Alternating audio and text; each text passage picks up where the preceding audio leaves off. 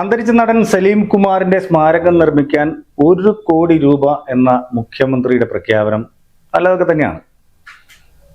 എൻ്റെ താഴെയുള്ള ഈ ഫോട്ടോ ഒന്ന് നോക്ക്. ഇന്ന് ഫേസ്ബുക്കിൽ വന്നിട്ടുള്ള ഒരു ഫോട്ടോയാണ്.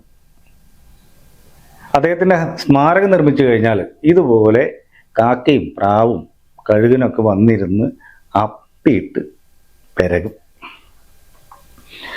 അത് കാണുമ്പോൾ സലീം കുമാറിന്റെ മക്കൾക്കും കുടുംബത്തിനൊക്കെ ഒരു വിഷമം ഉണ്ടാവില്ലേ?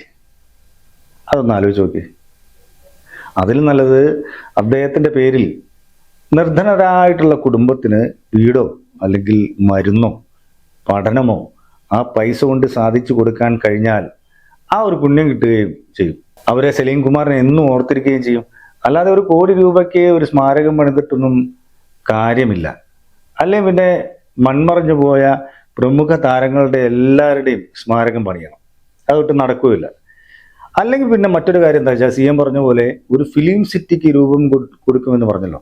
ഒരു ഫിലിം സിറ്റിക്ക് രൂപം കൊടുക്കുമെന്ന് പറഞ്ഞു.